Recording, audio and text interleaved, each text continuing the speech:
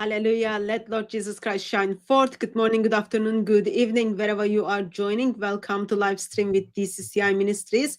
And I have Titans TV and Jay Smith with me. Hi, Kalam. Hi, Jay. How are you doing, guys? All good. All good? Good to see you again, Hatun, after 2 days. Yep. So, we met, I can't remember, maybe over a month ago or something, where, Kalam, you brought up, you dig into historical Muhammad, and then you presented your case that Muhammad was, if I remember correctly, Ethiopian. There was the historical Muhammad was from the Abyssinian Empire. Yes. Okay. And then after that, you had kind of discussion with Jay, and then you had lots of more materials you wanted to share. And then we scheduled today to have the part 2 of that presentation. So that means those of you who did not watch the first part, please go and check it out. I am guessing Kalam is going to do kind of overview or recap of it before he starts. But in case he doesn't do that, go and check the previous live stream on the topic, so you are up to date why what he said and how he's following up. Before I start, there was an email Kalam was asking, what is your reasoning that you were not satisfied with the traditional Muhammad, then you decided to go and find different Muhammad? Yeah, so in terms of looking at the traditional Muhammad, I think Yasser Kadi said it best in terms of how unreliable and how completely discredited the traditional narrative is when that comes in the territory of the Hadith literature, the Sirah literature, and many other different types of literature that speaks on Muhammad and the things that he did and all the great acts that he performed, etc. We can clearly see that this is 100% legendary, 100% mythological in some certain respects, 100% symbolic in other respects as well. So quite clearly, this isn't somebody of history. So how can we find this historical figure?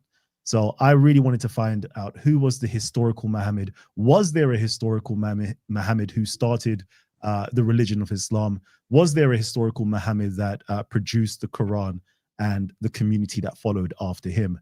And that took me on a journey of, looking at the source material. And that comes from, looking at the Islamic source material, as well as looking at, the archaeology of the times, looking at the coins, looking at the literature, contemporary literature, everything that builds up to paint the picture of what took place with inside of the 6th and the 7th century of Arabia. And this is how I came to the conclusion that, yeah, indeed, there was a historical Muhammad, but it's definitely not the Muhammad you will find with inside of the Hadith literature. Okay, thank you. And Jay, you are also not satisfied with the Islamic tradition of Muhammad, and you are digging into Muhammad of history, or you are trying to figure out who is the Muhammad of Islam or something. So therefore, both of you are here, and 3 of us all disagree on. Can I say something real quick, just so people don't misconstrue what's going on here? Because of what we did yesterday, 2 days ago, Hatun, I think it's pretty clear now that everybody knows that almost everything that Muslims are dependent on, I'm not saying the West, please get me right here, what Muslims are dependent on for their man named Muhammad is based on faith.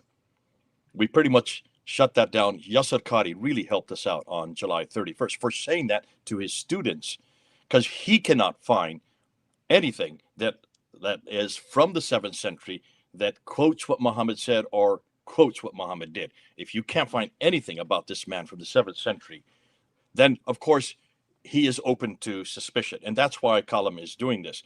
Now, what Kalam is doing today, let me just get this clear. This is what we call a green paper. All right? Everybody listen to us. This is a what if scenario. That's all we're doing.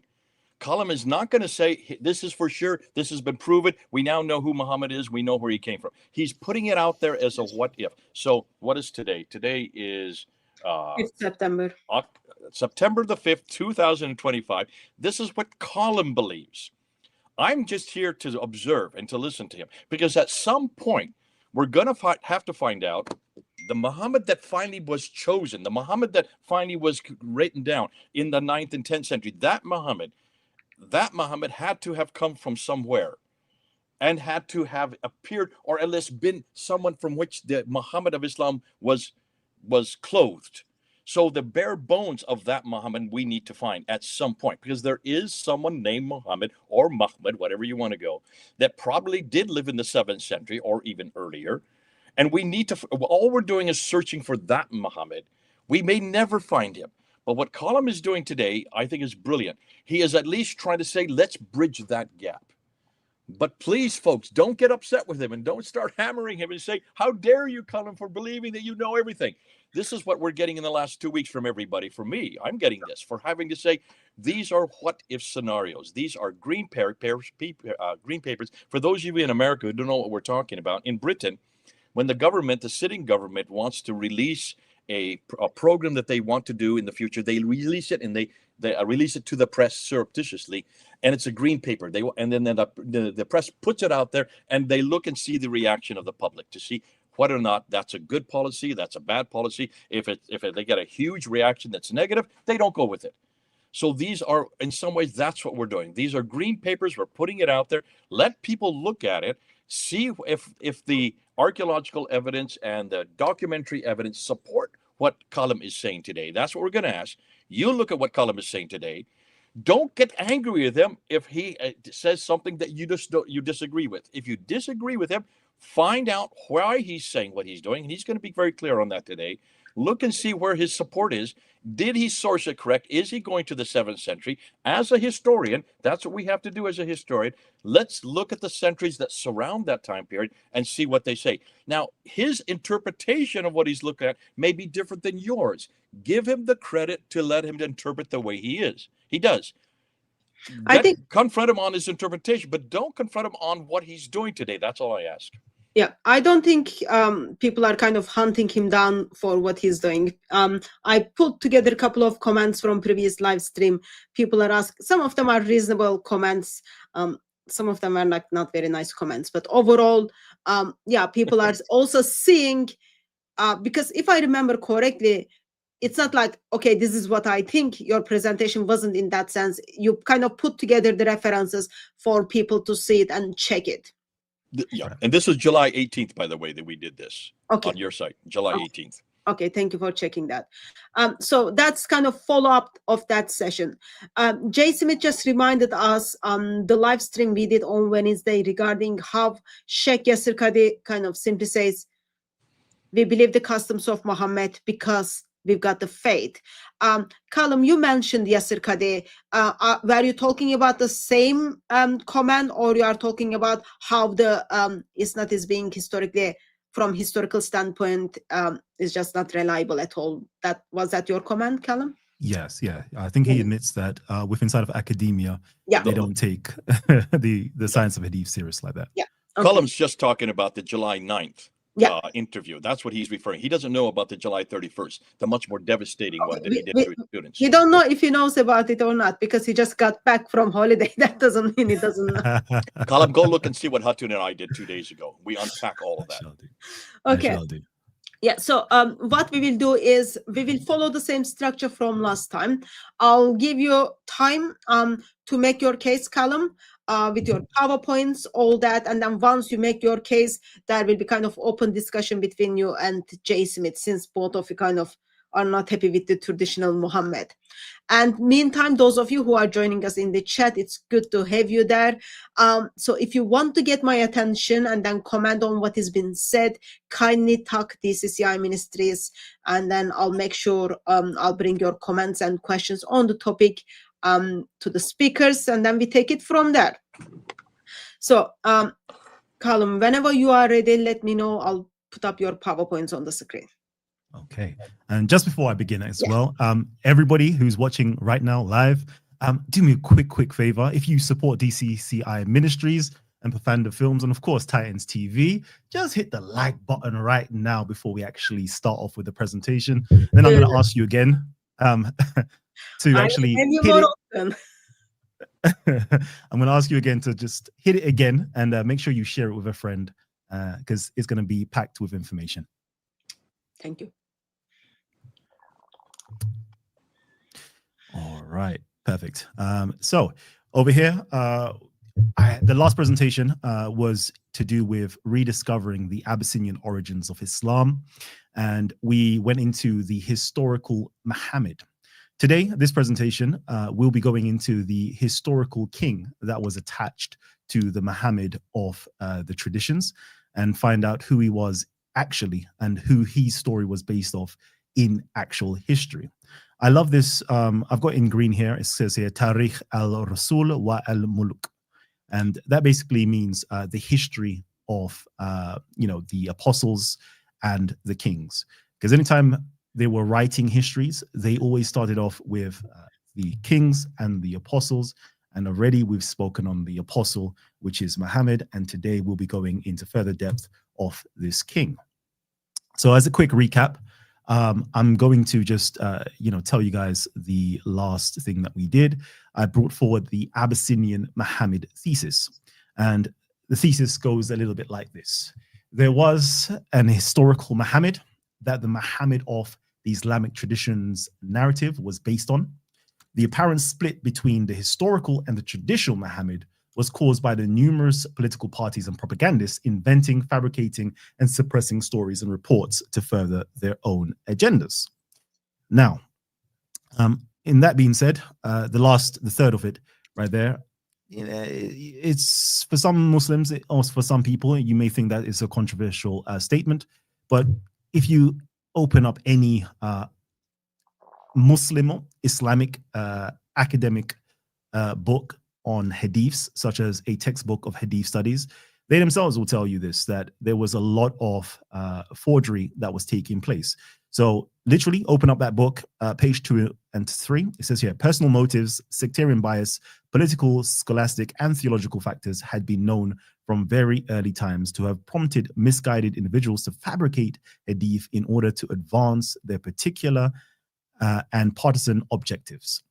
Political differences between Ali and Abu Bakr and Ali and Muawiyah and Ali and Aisha, between Abdullah ibn al-Zubair and Abdul Malik ibn Marwan, and generally between the Umayyads and Abbasids were among the causes of hadith forgery. So we can see that they were literally wholesale supplying and distributing these particular hadiths that completely obscured and skewed the original narrative of what took place within inside of history to kind of put forward their own narrative to kind of, make themselves look better and make the other political party look worse. So, in that being said, we spoke last time about about the legendary Muhammad and the historical Muhammad, and I gave a comparison between Santa Claus, who is a legendary figure, and this legendary figure was birthed out of a historical figure. He was birthed out the 4th century Christian bishop from Byzantium, Turkey to be precise, Saint Nicholas. So just as Santa Claus was a legendary figure that was based out of an actual historical figure who was a bishop, so too was Muhammad of Islam, who is also a legendary figure that was based on and was birthed out of the historical figure of the 6th century, the Christian bishop from Abyssinia, so too named Muhammad. And over here, I've got a nice quote. Really to break down, some people have asked me the question, legend, what do you mean by this? And, quick definition, a traditional story, sometimes popularly regarded as historical, but not authenticated or verified. And that's the story of Muhammad of Islam, the traditional Muhammad. It's very much so a popular story, very much so regarded as historical, but it has yet to actually be verified or authenticated.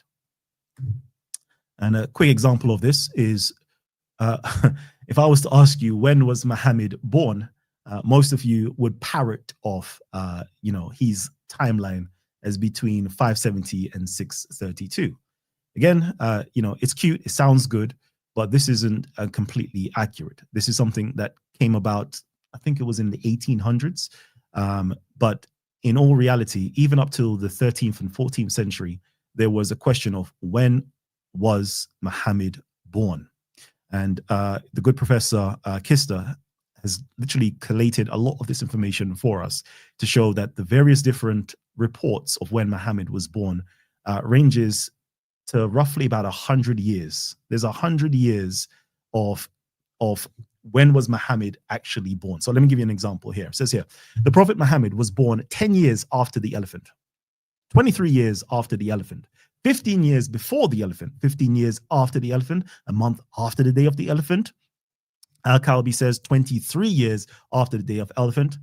Muqatil says 40 years, others 30 or 50 or 70 years after the elephant.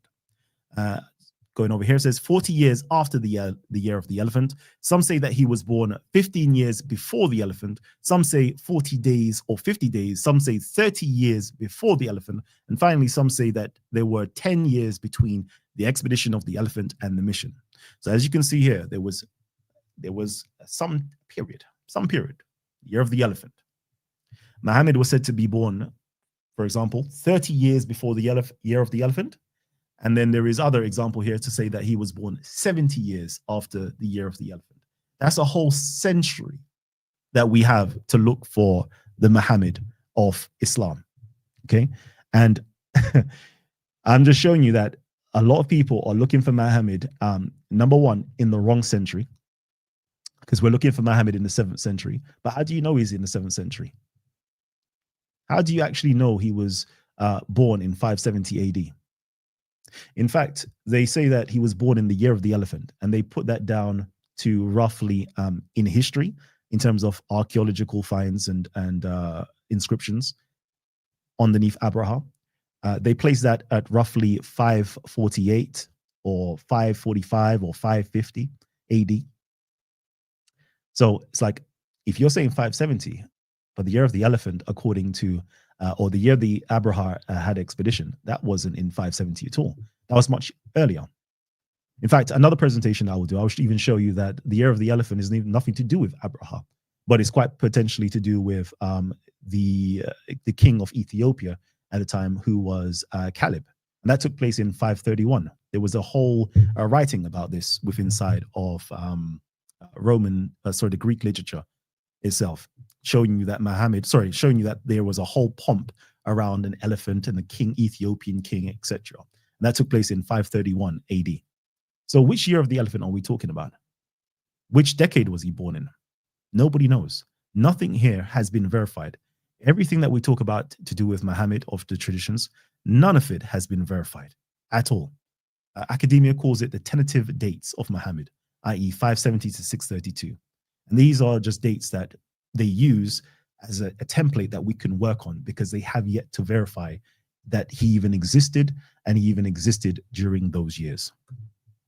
So, and this brings us onto the historical element. The historical people existed in the past and are considered to be part of history. And that's the Muhammad that I have presented to you guys. And this Muhammad, which I call Abraha's bishop, we know that this individual existed. In fact, the Islamic records talk about this particular Muhammad. They talk about individuals named Muhammad who existed prior to Islam, prior to the supposed Muhammad of Islam. And they speak about him. And it says here, Muhammad ibn Khuzai ibn Huzayba, a member of Banu Dakhwan, a branch of Banu Salim, was so named in the hope of prophethood. He went to Abraha in Yemen and remained there with his creed till he died. When he attained some position, his brother, Qais ibn Khuzai, recited, "Our crown Muhammad it is, I have seen his flag hoisted in death." This is in the Tabaqat of Ibn Sa'd. Okay, so we see here that this individual is speaking on actual people that existed in history, speaking about Abraha, who actually existed in history in the Yemen, in Abyssinia. We're speaking about Qais, the brother of Muhammad, who actually existed. We've got records of him written in Procopius and other records as well, Greek and Syriac records. Okay, so we know that these individuals actually existed. And then we know that underneath Abraha, there was a religious revolution that took place. This religious revolution, we see elements of it within inside of the Quran. I'm just going to pause on that for a hot minute. We see the influence, the effects, the aftercause of Abraha's revolution with his bishop inside of the Quran. It says here, the inscriptions of Abraha dating from about 20 years later show notably different features. Abraha systematically names the second person of the Trinity his Messiah, that is the Messiah of Rahmanan. This second person is no longer called Son or Christos Victor. More generally, the inscription of Abraha replaces the Aksumite loanwords by others taken from the Syriac. The terms Messiah, church, and priest, these changes probably indicate a new Christology and a change in the ecclesiastical organization. It is therefore likely that under Abraha, the Church of Himyah separated itself from the Church of Aksum, which answered to the See of Alexandria. The Church of Himyah may have turned towards Antioch in Syria before the massacre of 523. The Christians of Najran already had close relations with the ecclesiastical authorities of northern Syria, which were generally hostile to the Council of Chalcedon and Severus of Antioch as their emblematic figure.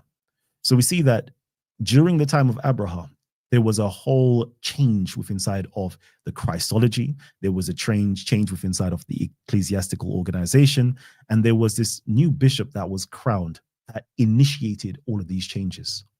And all of these changes, such as removing the name of Son within inside of the inscriptions to Messiah, we find that also, Carlos A. Segovia mentions, we find the same thing also within inside of the Quran itself. Let me just continue onwards. Recently, Professor Ahmed Al-Jalad. Can I just quickly interrupt real quickly, Kalam? Go ahead. Can you give us dates for this Abraha? Yes. So Abraha, they say that he was a king roughly from 531 to roughly 560 AD, or some push it to 565. So 30-year period. 531 to 560. Period. And Himyar, that means what would the Hadramat, which would be Yemen today. Yes, that would be in the Yemen today. So we're talking about a king who lived for 30 years, or who ruled for 30 years, 31 to 60, and lives way down in the south in Yemen. Okay. Correct.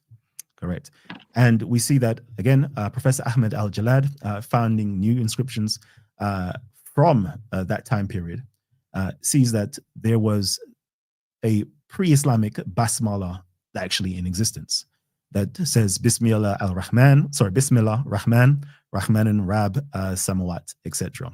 And he basically puts it down to this. It says, in contrast to the South Arabia, the North Arabian monotheistic traditions of the 5th and 6th century invoked al-Ilah, Allah, while al-Ilah is attested in clear Christian context. Allah is rarer and found in ambiguous confessional contexts. It is impossible at this moment to decide whether the distinction between the two was simply regional or whether it betokened a confessional split. What is clear, however, is that Rahman was not used in pre-Islamic times in North Arabia. Kropp suggests that the element al-Rahman was originally understood as a divine name in the Basmala in apposition with Allah. In this light, I would go on to suggest that the Basmala had a theological and political dimension. The invocation seeks to synchronize the two main monotheistic poles of Arabia by equating North Arabian Allah with South Arabian Rahman. And it further goes on to talk about the echoes within the Quran. Can I interrupt one more time, real quickly, just so people know what you're talking about? You're talking about the Bismillah, which is the first verse in the Quran, in the Fatiha, the very first chapter, Bismillah al-Rahman. So you're saying that this Bismillah is actually found 100 years before Muhammad, right down in Yemen. Exact same references, what you're saying. Correct. Okay. Let him kind of finish, Jay, and then at the end we ask for clarifications. Okay, but so people know where he's going. We just need the clarification so they can see why he's saying this. Definitely. I don't mind the clarification, just so people know. I don't want to get anybody lost. In that case, I wanted to make a point. Bismillah is in beginning of every chapter except Surah 9. So it is used 113 times in the Quran. Correct. Let's continue. Sorry. Okay. All right. And it continues to say, about the excursion that Abraha had. He says here, these would have brought both regions under a single political umbrella and would have led to new dynamics between different regional confessional groups. It is possible that the bipartite Basmala traces its origins back to this period and originally functioned as an expression of confessional unity among North and South Arabian monotheists, declaring in the name of Allah, who is the Rahman. This synchronization is perhaps foreshadowed in our reading of CIH 543. So this is very, very interesting to show you that, during the time of Abraha and his Muhammad, they had already introduced the Basmala. They had already introduced, which was very much an Ethiopic. Further, if you go on further into this particular article by Professor Ahmed Al-Jalad, he shows that Professor Manfred Kropp also shows that the second part of the Basmala. So you got Bismillah al-Rahman, which is basically saying that Allah, in the name of Allah, who is the Rahman. So in the name of the Northern Arabian deity, monotheistic God deity, Allah, who is identified as Rahman, who is the South Arabian monotheistic Christian God deity. They're basically one and the same. And then the Rahim at the end is basically an extension that shows that, how can I put it? It's a calque of the Ethiopic phrase. So anytime they say the most merciful or the merciful, they always add at the end, in the name of the most merciful, the most gracious, the most gracious, the most merciful. They always add those two bits together, basically. So we can clearly see that it is a borrowing from the Ethiopian into this Basmala itself. And Muslims today, what they don't even know is what they're reciting today is originally from the 6th century underneath Abraha, underneath the Abyssinian Empire itself. So this is very, very interesting information. Let me continue. So over here, I'm just going to address some of the comments that I was receiving, because a lot of the comments, I don't know why. Actually, I do know why. But a lot of the comments, it seems as though a lot of people got triggered by the depictions that I had up on the screen. And I just wanted to just drop a little quote here from El-Kalbi. And it says here, they had changed the description of Allah's messenger, Allah bless him and give him peace, in their scripture. They made him white and tall, while the prophet, Allah bless him and give him peace, was brown and of medium height. Okay, so for those people who were saying to me before, oh, why you've painted Muhammad brown? First of all, this isn't supposed to be the Muhammad of Islam. This is the Muhammad of the Abyssinian Empire. Okay, this is the historical Muhammad versus the ones that you find within inside of the traditions. But even within inside of the traditions, you can also find brown depictions of Muhammad himself. And I'm just going to drop a few of these in here for you guys, for those of you guys who need to know this information.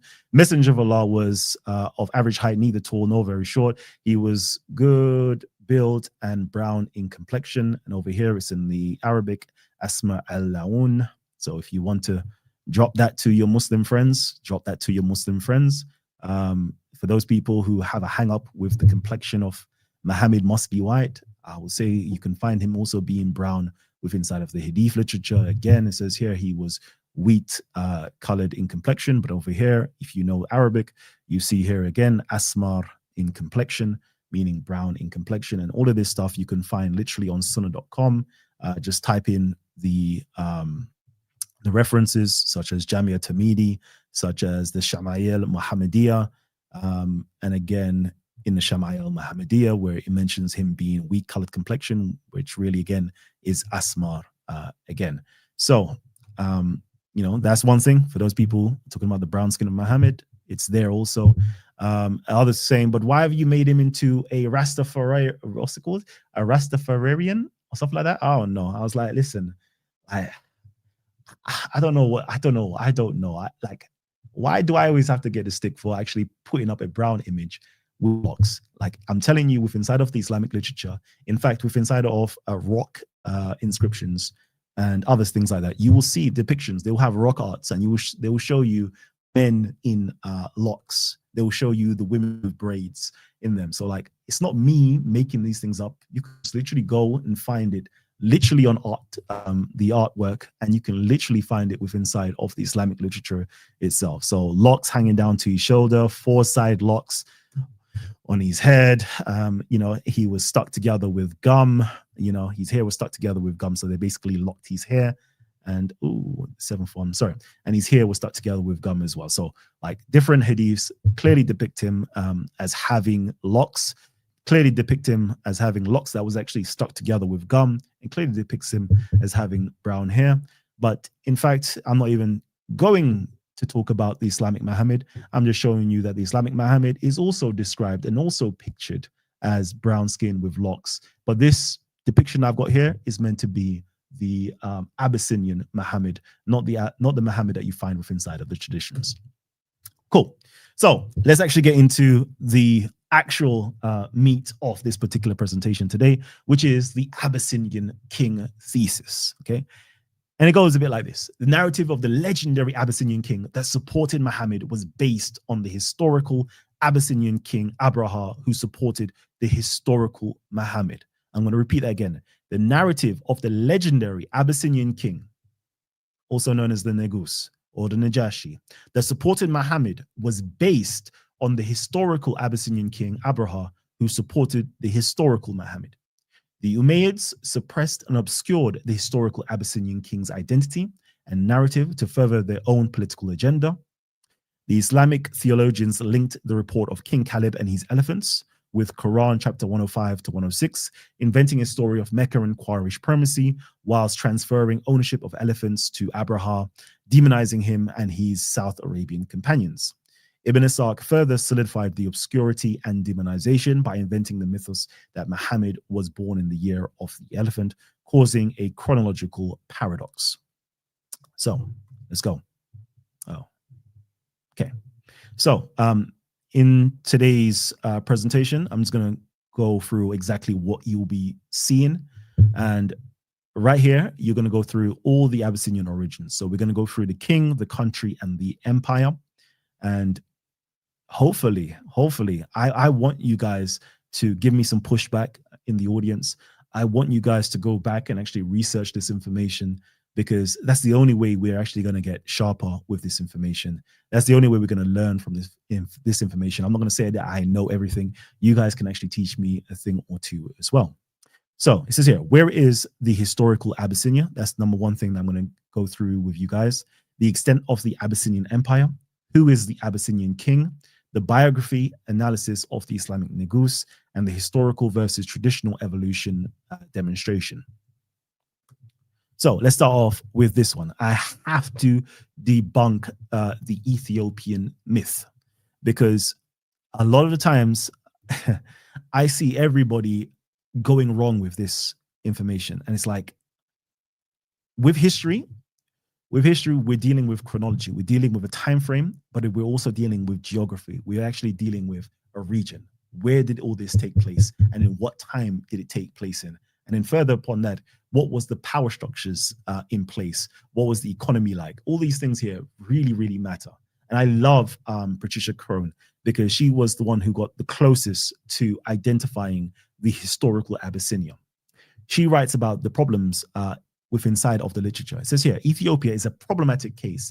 It is identified as a Qurayshi metro of some importance in both Ibn al-Kalabi's account and elsewhere.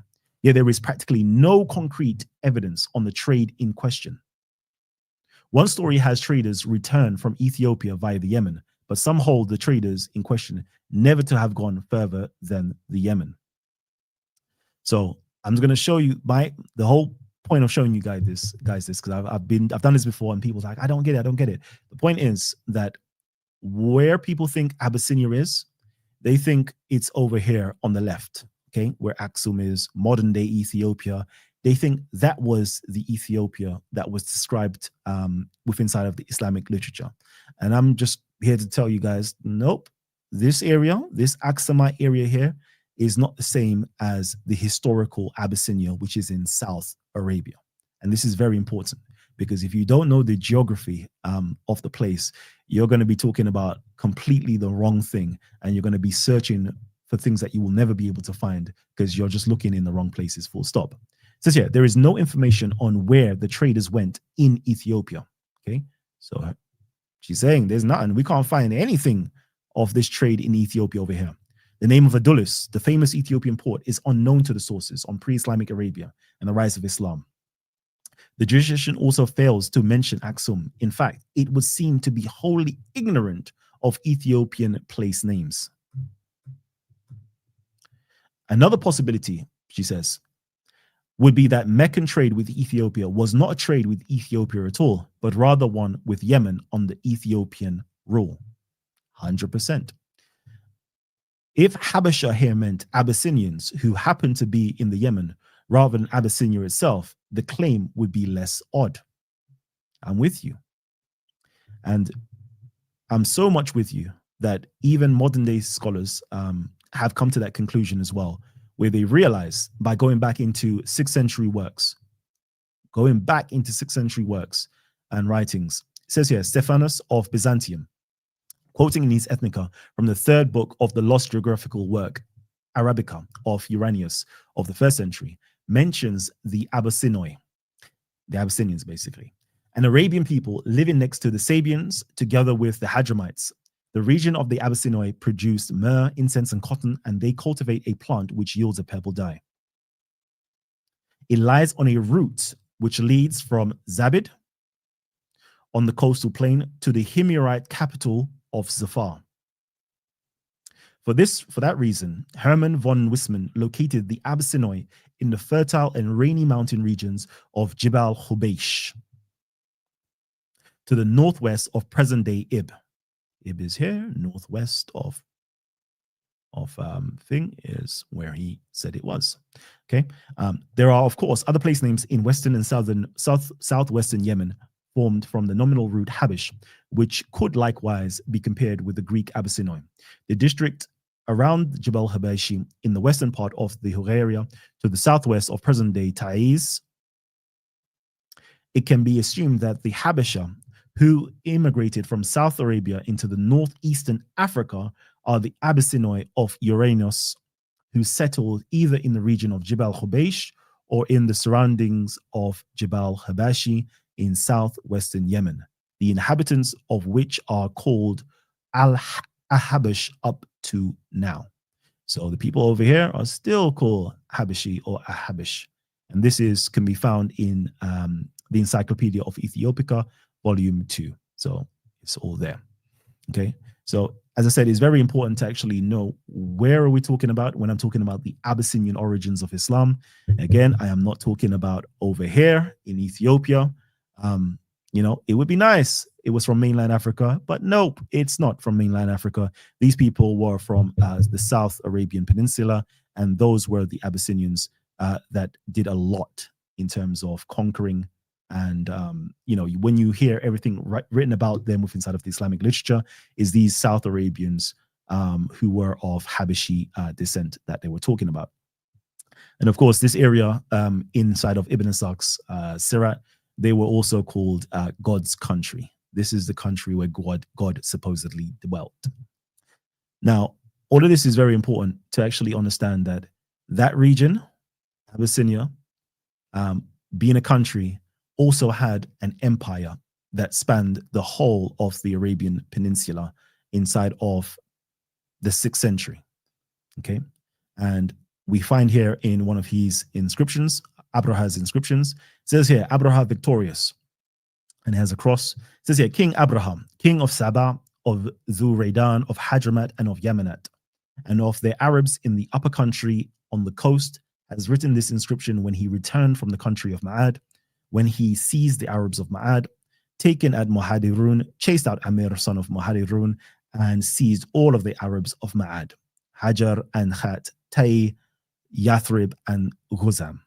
So we can see here that this is where his country was, but he ruled all of the Hadramat down here, all of the Himyar down here as well, Yemenat, all of Tihama over here, all of the Arabs of Tay over here, all the way over into Iraq as well. All of these areas, this is where he ruled. All the way up in Yathrib, which is what we would call today Medina. This is where Abraha ruled. And this is where he spread his religion or his particular form of Christianity throughout the whole of the Arabian Peninsula.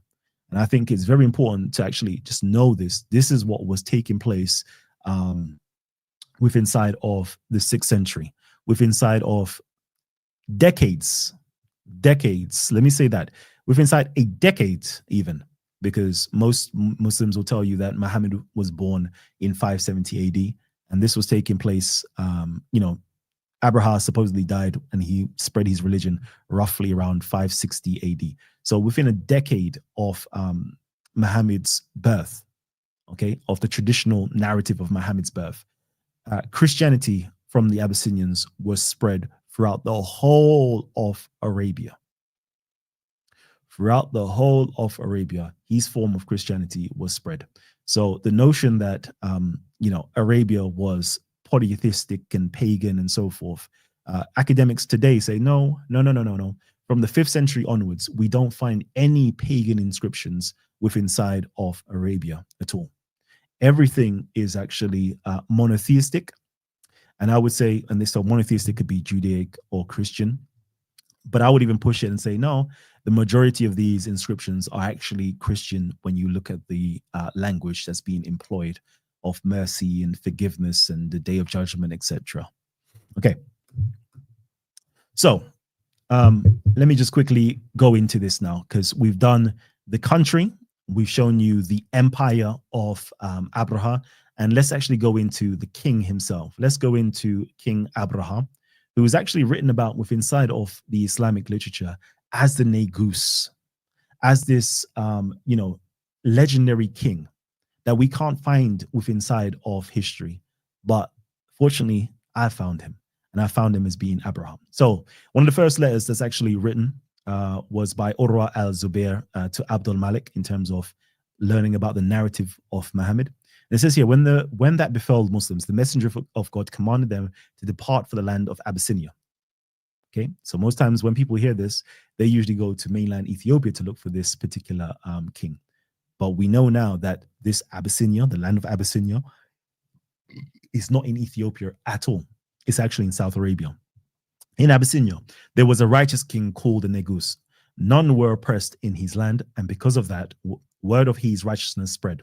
The land of Abyssinia was a destination for trade, where the Quraysh would conduct business and where they had found a lucrative livelihood, safety, and a fair market. So the messenger of God commanded them to go there. Most of them went there when they found themselves beleaguered in Mecca. So we can see that there is this righteous king who was called the Negus.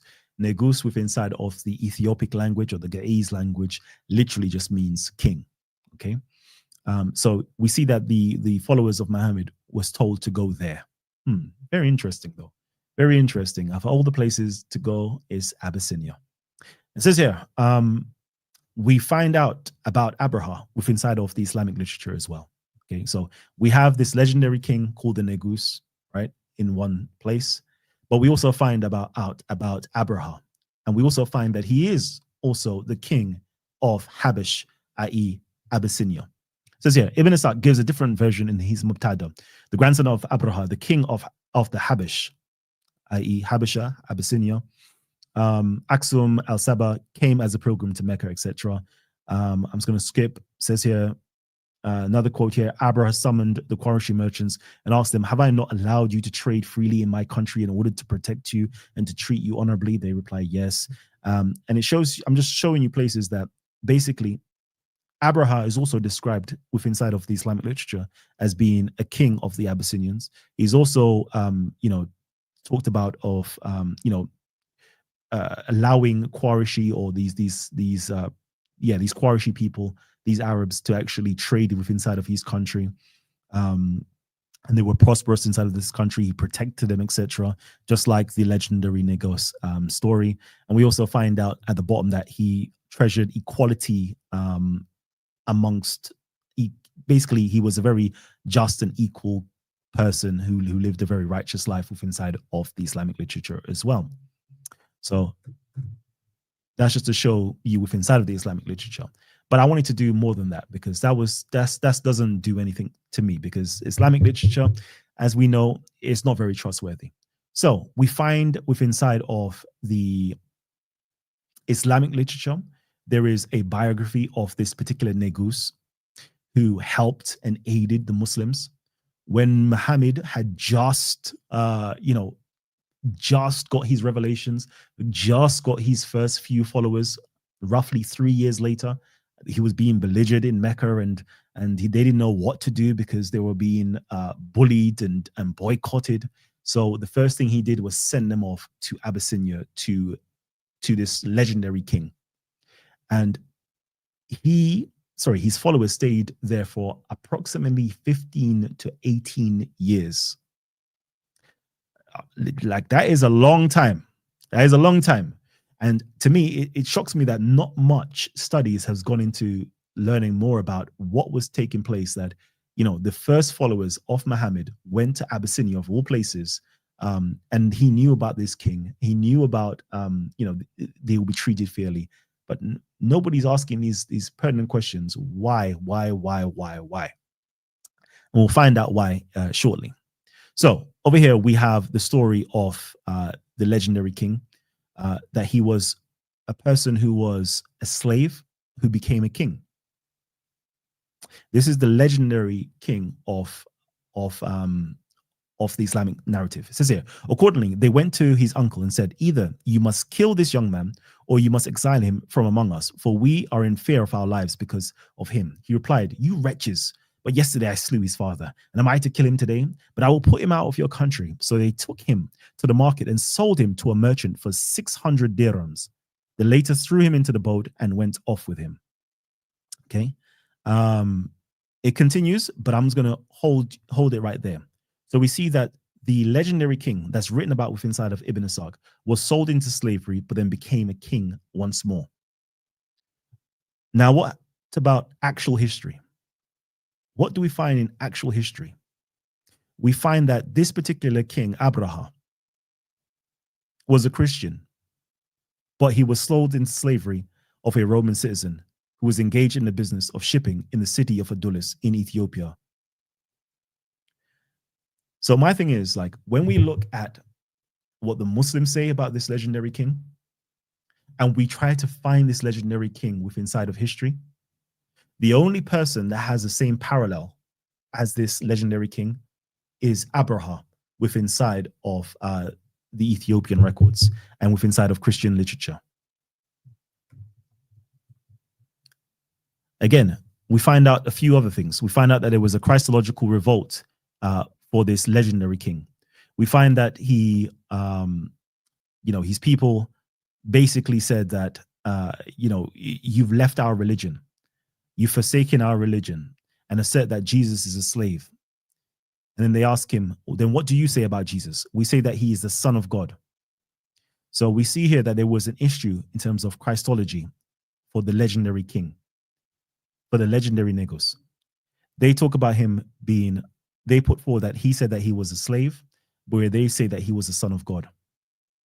We also find within inside of Abraha's literature that instead of calling Jesus the Son, like every other Ethiopian inscriptions did, because Ethiopia, sorry, let me just backtrack a little bit. Aksum, the Aksumite Empire, they took over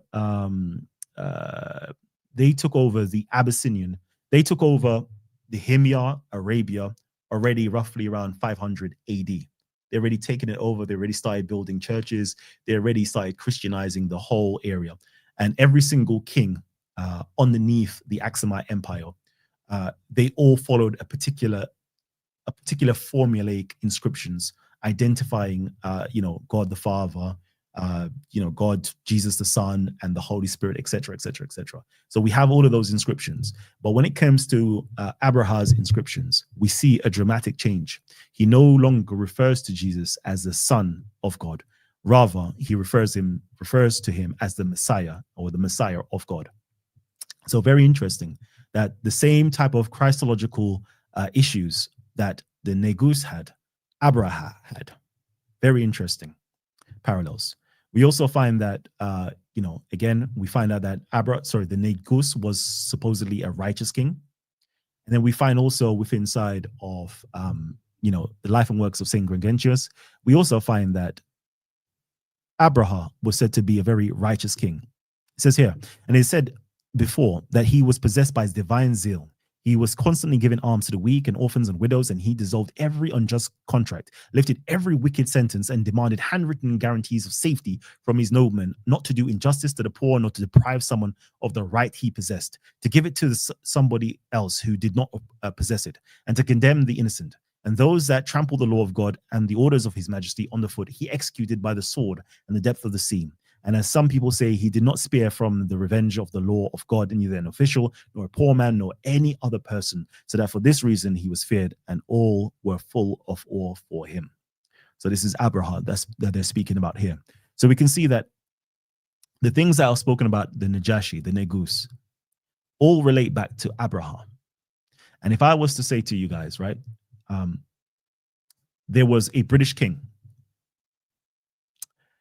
He had about 6 wives. Some he married. Sorry. Of course, all of them he married.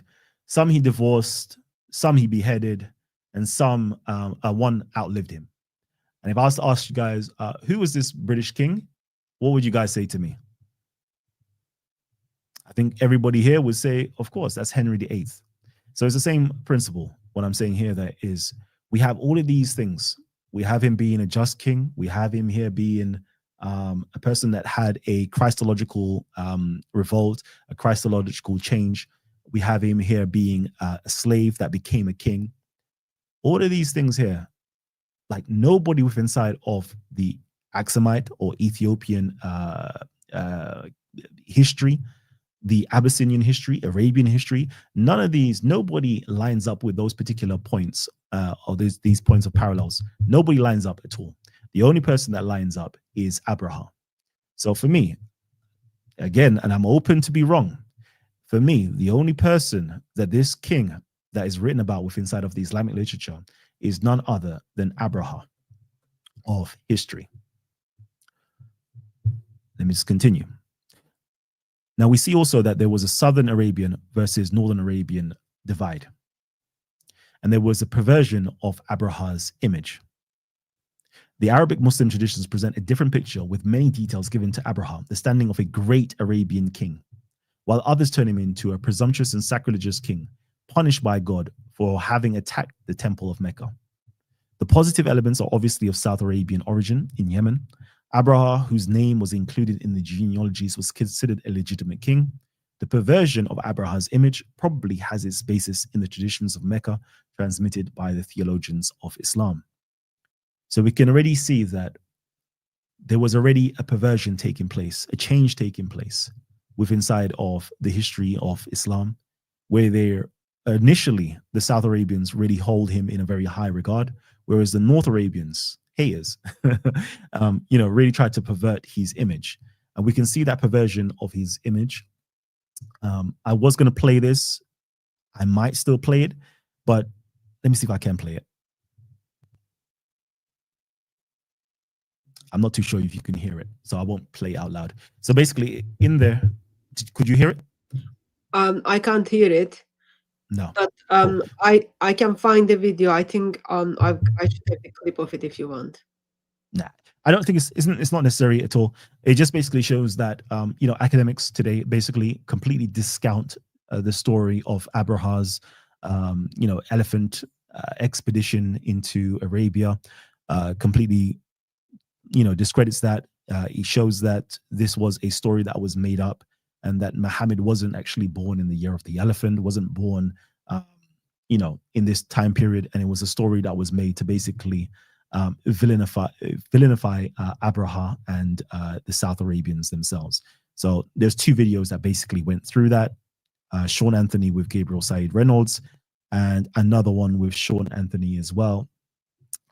And he also goes a little bit further to show that the chronology of Muhammad is completely wrong, and it was based on a topos of the age of 40.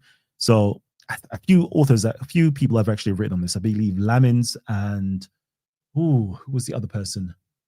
There's another individual as well who's written on this to basically show the whole lifespan of Muhammad is not based upon history, but it's based upon topos. So for example, Muhammad received his revelation at the age of 40, and this is just a topos that was placed because throughout 40 just basically means you've reached the age or you've reached completion. So, for example, you have the four corners of the world, north, east, south, west, the four winds, like Moses going, wandering for 40 years, etc., etc.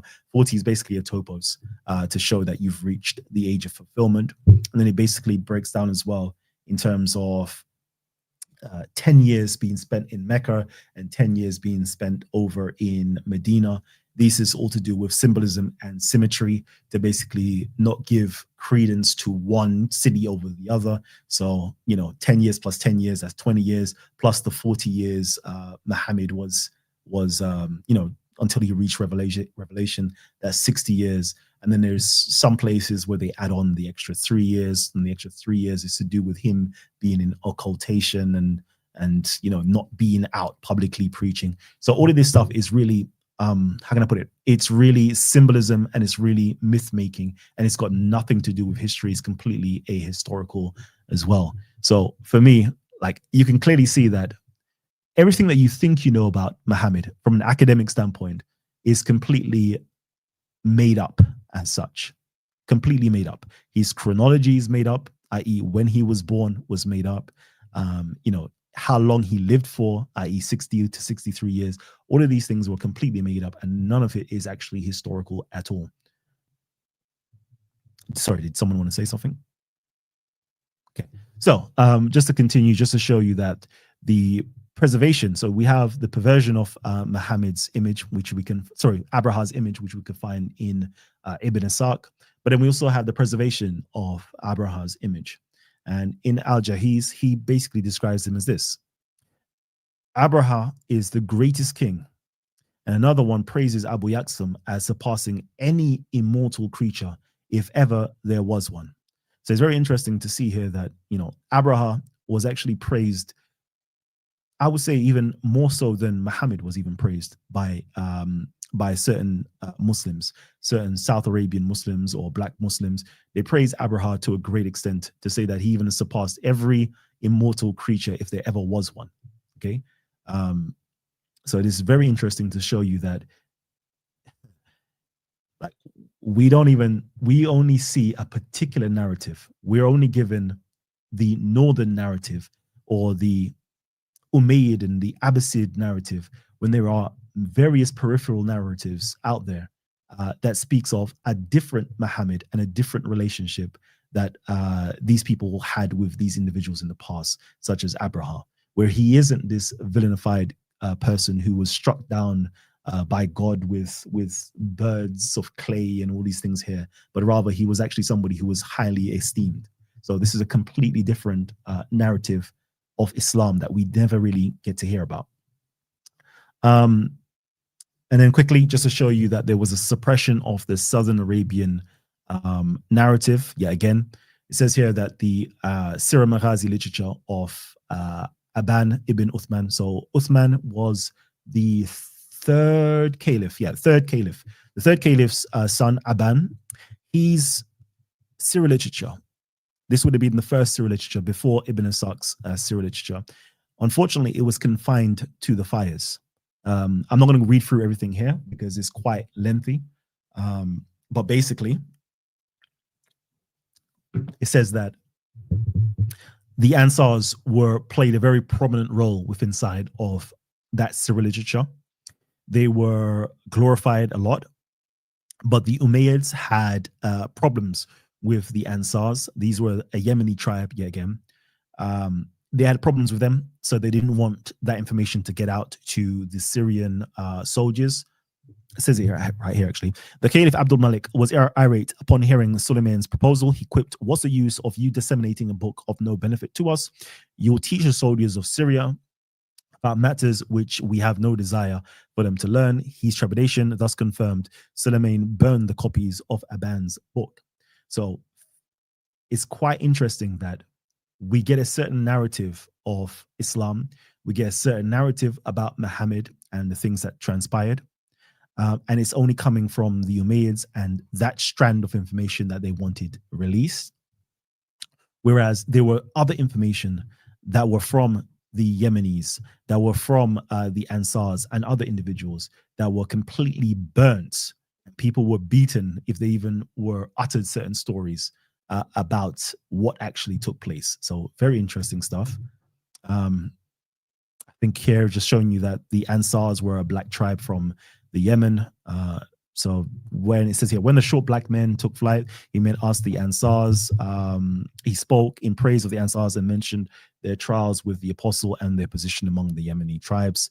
So these Yemenis that existed from the south that traveled up to live in Yathrib, they were, how can I put it?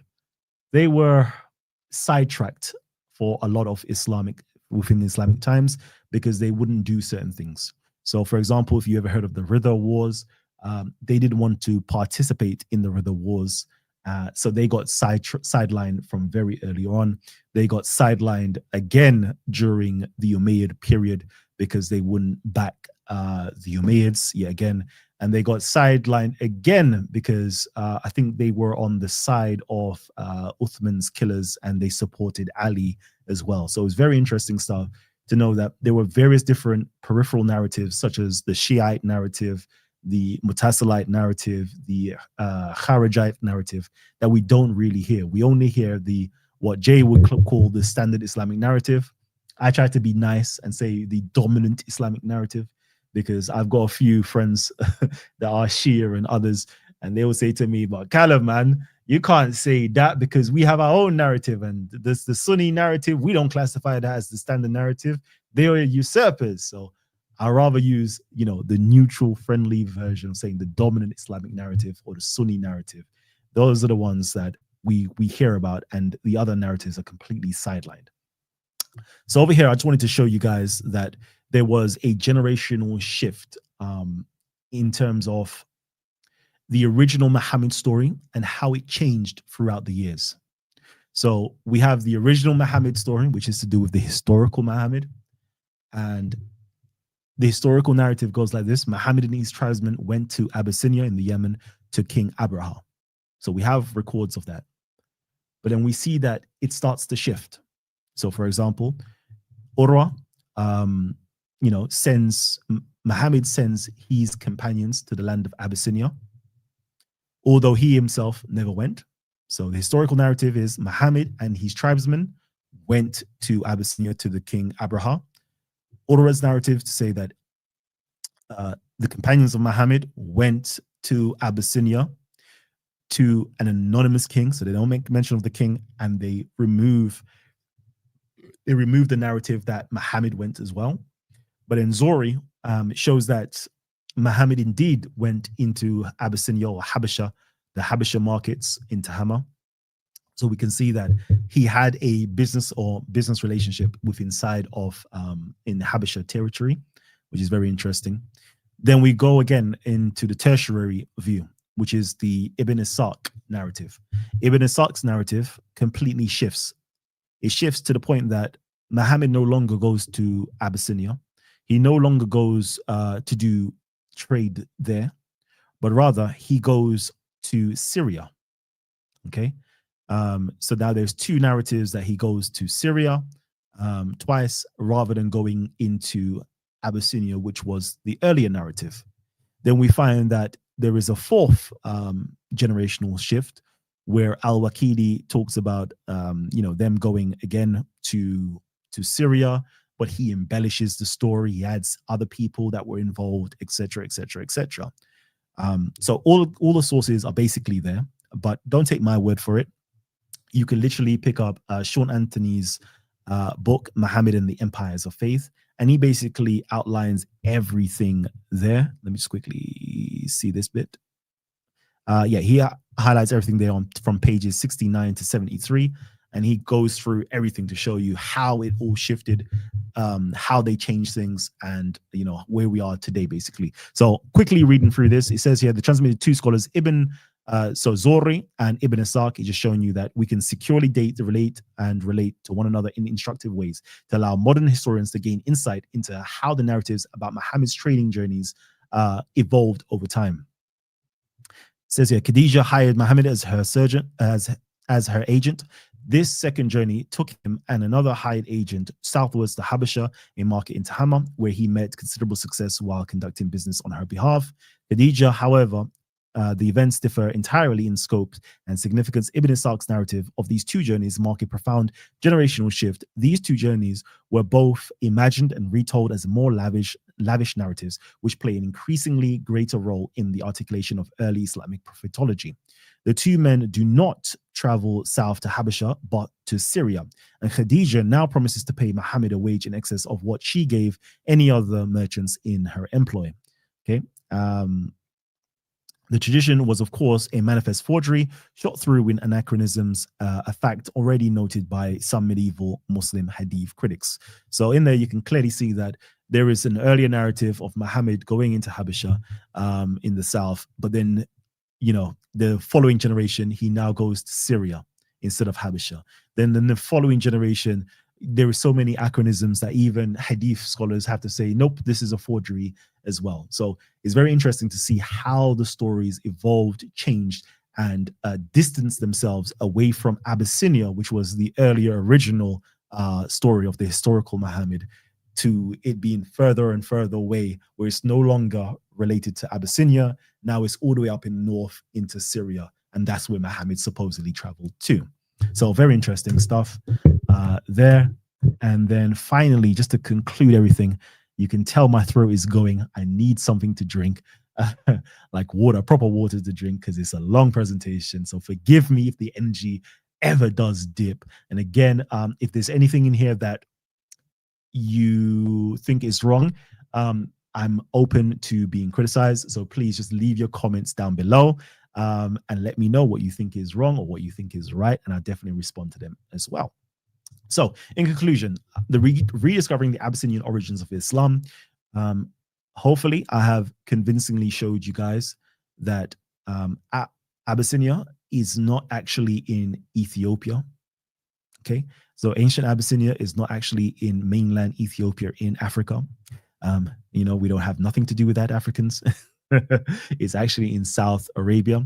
So we've remapped Abyssinia and highlighting its historical significance.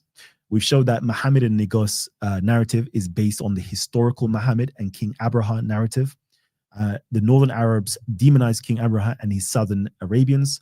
The northern Arabs, Umayyads, suppressed the southern Arabian narratives. The successive generations of storytellers and historians innovated and fabricated reports, thereby obscuring the historical narrative.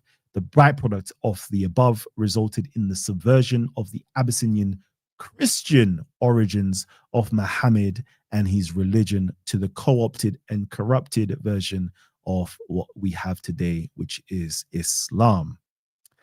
And that is the end of the presentation. Thank you very much. And double thank you for not like saying, oh, you don't even remember what I said, but gently correcting me when I said you introduce Ethiopian Muhammad. You kind of make sure everything is clear. It's not Ethiopian king or person, but it is Abyssinia. So those words very important now. So thank you very much for doing that gentle. Okay, Jay, I'm gonna unmute you. Kalam, are you okay if I pull down your screen? Yeah, that's fine. Okay. I will. Let me do it. I'll do it. Do you wanna take a few seconds to grab water, or you are okay? Yeah, I'm drinking. Okay. Okay. Thank you very much. I find this session was much more interesting than the first one. Of course, that doesn't mean like I simply discredit the first one. There were like more like, for example, I read Sean Anthony, like more things you were saying I was able to pick up and follow up. So in that sense, thank you very much. And double thank you for putting all the references. So that makes it easier for everyone to go and check it out. And as Kalam said, he's just putting together his research. Please check it and then step in for corrections or clarifications. You can do that now in the chat. Just tag DCCI Ministries or put that in the comment section. Jay Smith, you unmuted yourself because you did it, so I cannot control from this side. Can you unmute yourself? Okay. It's nice to know that you don't have control over me. This is the first time in history I have ever known control over you. to Jesus have no control over me. That is so nice. I now know how to shut myself up. Yeah, well, let's I mean, Kalam, God bless you. This is so much clearer than the first time, and I agree with Hatun. I think the first time both of us did not know really where you were going with this. You didn't have as clear a PowerPoint as you did today. Now I see almost. I mean, look at the notes I took. Boom, a whole page. Wow. You did a great job. You're doing something that I would not dare do, though, anymore, because I have been hammered for this.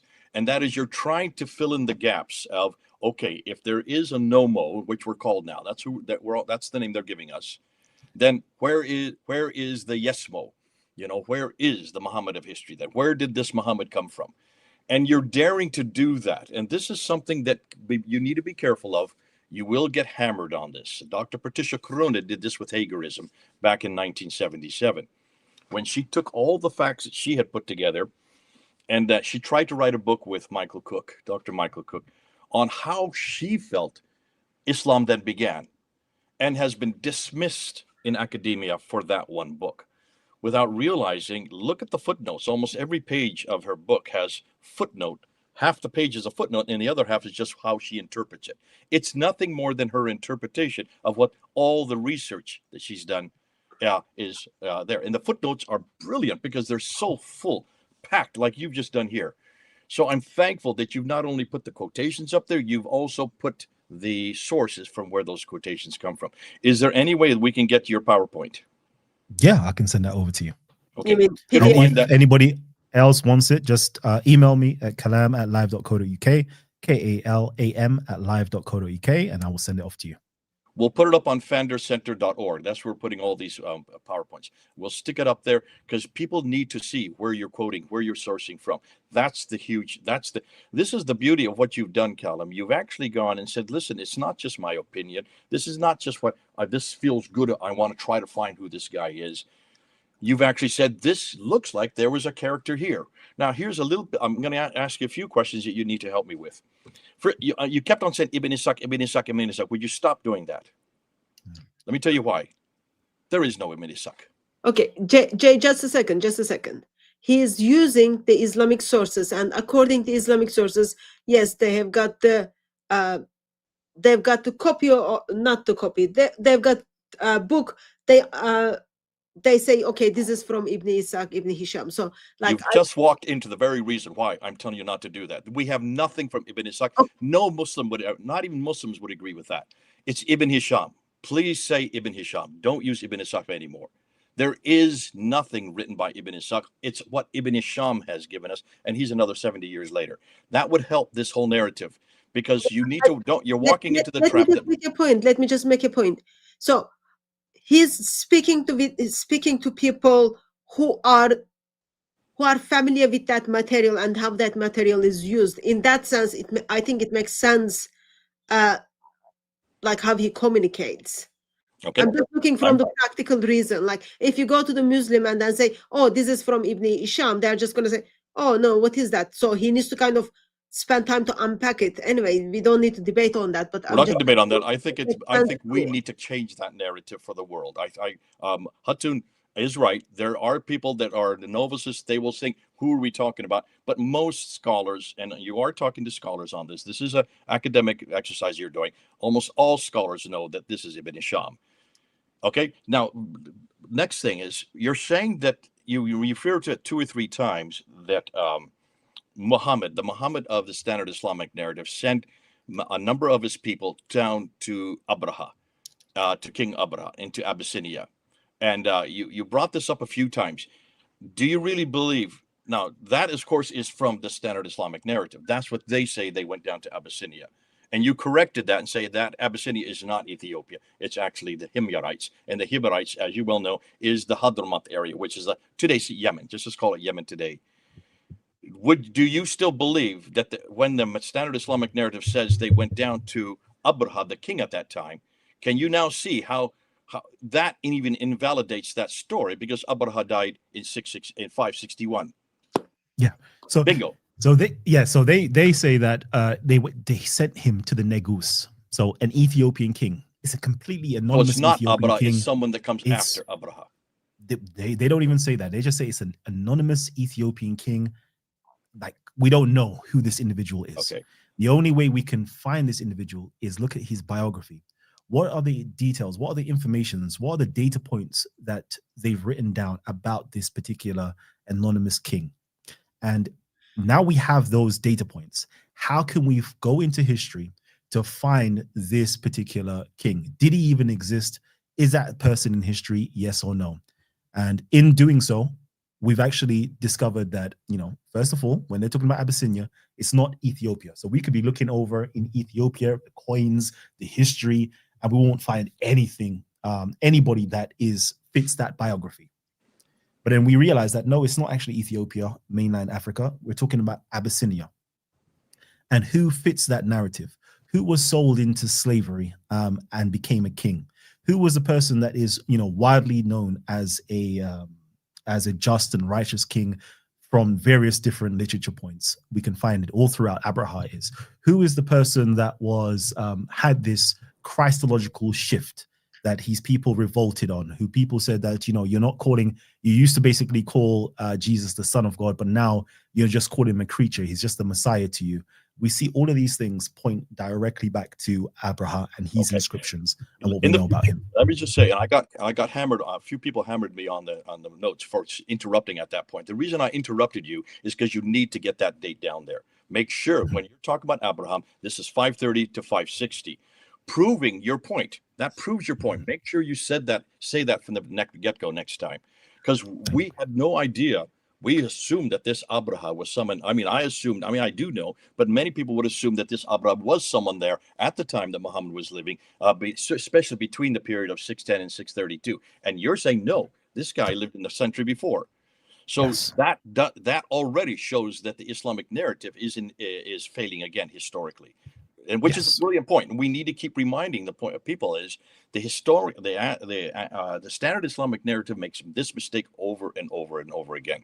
The reason we use it standard Islamic narrative because Yasser Qadi coined it, and so we're just using Yasser Qadi's nomenclature for it. But one thing I need to do though is follow after your footsteps and actually have a timeline. Have a timeline and show when these people existed and what took place here and here and here. That would help. It would help make it much more easier to follow. Yeah. Okay, that's it for me. Okay. Do you have any comments on Bismillah, Jay? Oh yeah, I have a lot of comments, but I'm not sure. I mean, 113 times the Bismillah is in the Quran, and yet this is Now this is something that this is what we call intertextuality. And we're doing this. Actually, we've got this already. What you've just mentioned, that intertextuality, looking and seeing where the Quran comes from, where is its antecedents, and we're finding it's huge. Almost much of the Quran, maybe possibly 70%, we might be able to find as found from previous sources. When you look at the previous sources, you can see they're not only are they the same, but in your case, what you have shown is the Bismillah has then has added to it the Rahim, which was actually from the Ethiopic side. That is brilliant because you're now showing the evolution of that text, but that text was already existent. Bismillah al-Rahman was there originally. Then the al-Rahim is added probably from Ethiopia. That's the influence. And this was all happening in the 5th century. In the 6th century, in the 500s. So this already was in existence in the Hadramaut or in Yemen, in the south. Now can you understand why it's lifted and put into the Quran, possibly in the 8th and 9th century. So brilliant stuff. This is called intertextuality. We're going to help you with this. We're going to grab what you've said here, and we're probably going to introduce it because we need to find exactly how much of the Quran came from down south. And you can help us by, if you find any more of these intertextual occasions, throw them our way. Definitely. Well, as I said, I find this part is much more able to follow up and then pick up where the things are going. I've got few questions, and then also what I'm going to do is I'm going to bring up some of the comments from July's live stream and then give you a chance to respond to them or just ignore them. You get all the right. Was Bilal also from Ethiopia? So that's the slave who did the call to the first azan? Yeah. So according to the Islamic literature traditions, he was from Abyssinia, Ethiopia. Yeah. But can this be verified? No, I don't think we've verified the existence of Bilal yet. So I would say based upon Islamic literature, yes. But based upon history, I don't think we've verified Bilal at all. Okay, thank you. Wasn't the Kaaba there after 5th century with the pagan idols inside? I would say that, see, this is a lot of myth making. If we go back actually into the Islamic records to do with the Kaaba and go into the Syrian literature, for example, you'll find that the Kaaba was rebuilt during the time of Muhammad. And it was built by none other than an Ethiopian Christian. And this Ethiopian Christian painted angels, pictures of Jesus and Mary inside there. So I would say that if we look at the literature, it says that it was built by an Ethiopian Christian and it was built as a church. What else would it be built as other than a church? It says that the foundation stone had a writing from, I believe it was the Gospel of Matthew in there. So as far as I know, based upon the Islamic literature and based upon historical, context, I would say if the Kaaba actually existed, and I'm saying, because I'm not saying this is verifiable or not, if it's based, if it actually existed during the 6th century, 7th century, in the time of Muhammad, all the information about it says that it was built by Christians as a church. So that's what I would have to say on that. But again, it hasn't been verified. We don't know when the Kaaba was built because the first inscription that we actually do have, I think it was written, I can't remember when it was. I think it was in the 720s or the 740s, talking about one of the Umayyad kings building the Kaaba, actually building the house of God. And that was the first time we see an inscription relating back to Mecca. Let me just jump in here. That's the one at Taif, that's 687 from Taif, which is up on the Western Plateau, referring to the Masjid al-Haram. It doesn't say Kaaba, it says Masjid al-Haram. Everybody know the masjid is the Arabic name for what used to be the churches. Let me just say one thing. I don't know if you've all heard what came out about 3 weeks ago in Abu Dhabi, where they've uncovered a church in Abu Dhabi from the 6th century with a baptism and everything. And this is the first occasion where we found something that early that is definitely Christian. And of course, this proves that what you were just saying earlier, Kalam, that is almost all of the peninsula, the Arabian Peninsula, was probably Christian in the 6th and the 7th century. What's most significant is what the foreign minister of Abu Dhabi said in response to that. He said this proves that the Muslims in the 7th century, it was the 7th century that this was discovered, not the 6th century, that the Muslims were very open to having Christianity. This shows that what a great atmosphere it was in Islam, that Muslims allowed Christians to build their churches in their environment. And my question to that, and of course I raised my hand. I said, okay, where is there any evidence from the 7th century for any mosque in that same period? And where is there evidence for anybody called Muslim in that same period? So both are needed now. So the Muslims are going to have to provide their mosques with their reference points, with their qiblas. I mean, look at the problem with just finding a qibla that's facing Mecca that early. So those don't even begin to appear to the 8th century. So this is all coming to fruition, and we're getting, it's so good what you're doing. We're getting all kinds of different into historical reference after historical reference that shows that a peninsula was not even pagan as we know. It was not polytheistic. Most of the peninsula was Christian. Now, there were different groups of Christian that were vying and confronting, and that makes sense. That's what has happened for 2,000 years. But to say that this person was, or this character was living in Mecca and receiving a Quran, that has yet to been proven. And what you're saying, and you're biting off an awful lot here. And now you're getting some backlash on the fact that he probably was brown skinned, or the fact that he wore dreadlocks. God bless you for even saying that in public and putting that picture up there. I can't do that, but you can. So therefore, you're pushing the envelope on this, and you are going to get a lot of backlash from what you said today, especially since you said it so much clearer than I've ever heard you say it before. So I'll just ask a couple of clarification questions. Jay, did you mean like church and mosque are the same thing in 7th century? Is that what you meant earlier? What we're saying is, according to the standard Islamic narrative, these were all mosques, and that the reason that Muhammad was sent is to eradicate Jahiliyyah. And Jahiliyyah. No, I'm asking for the church. I'm getting to that.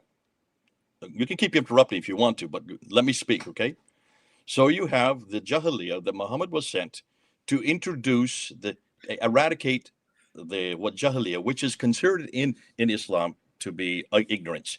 So therefore, by definition, there must be mosques there, because Muhammad went to the Masjid al-Haram in order to there in Mecca. And what we're asking is, if this is true, where are these mosques? Where are these Masjid al-Harams? Or the Masjid al-Haram would be what is today known as the Kaaba, the forbidden place of bowing. So that's all we're asking, is that you need to have the historical evidence to support that. And what we're finding out is what Kalam is saying. All the historical evidence that seems to be dug up is supporting a Christian environment, not a Jahiliyyah, not an area of ignorance, not even a polytheistic environment. It's mostly monotheistic in the 7th century. Okay. No, because that wasn't my question.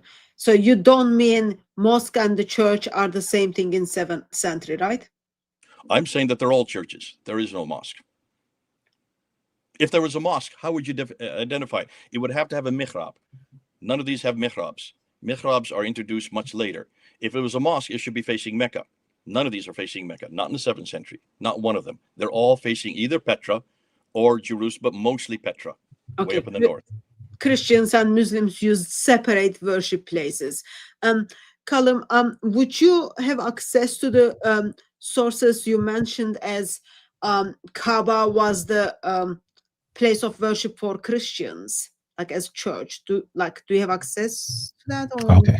Yeah, just give me a little while. I'll just pull it up. That's new to me. I just for kind of reference, it will be good to check that. Okay. While you are doing that, let me bring up the next question. But questions to you, so I'll give you time and I'll put the question.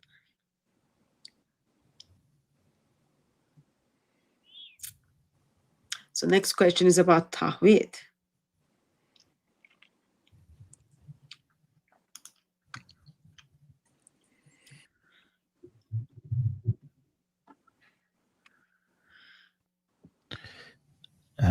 Okay, so Juliet says here, can Kalam tell us if Tawheed is plagiarized from the Ethiopic Tawhido Orthodox Church, unity in plurality? I would say that the actual word seems to be a cognate to the Ge'ez Ethiopic Tawhido. To say that they're one and the same thing in terms of they're teaching exactly the same thing, I can't say that, because obviously Tawheed came much later. It's a much later invention, so I can't say that it's one and the same thing. But we can see that there is definitely it being a cognate from one language to another. So, i.e., the Arabic and the Ge'ez language is the same word basically in both language. Okay. But very much so interesting, though. Actually, let me do an interesting point. I believe it's Ibn Taymiyyah. He does a very interesting book, and he breaks down the nature of God, and it's very interesting because it's almost like Christian theology. So he has a breakdown of the word, i.e., the word of God, being a eternal characteristic of God, an eternal characteristic of God. I think they call it the Zat, the DHAT, the eternal essence of what God is. So you have the word of God, you have Allah having a self, i.e. a nafs, and Allah also having a will as well. So those three things make up, it's the eternal essence of God. I believe there is a fourth thing. There's actually a quality rather than a trinity within side of Islamic Islamic Kalam or Islamic theology, if you really go into it, you see that there is a plurality and there is a unity that's being taught. But to say that they're coming from the same strand, I can't say that they're coming from the same strand. The closest I can say is they are cognates, i.e. genetic link in terms of language with one another, rather than the same theology spoken about within inside of the Tawido church is the same as the one from the Islamic Tawhid. Okay, thank you. I'm gonna bring up some of comments from last stream. Are you okay with that? Yeah, that's fine. Okay, let's put them on the screen.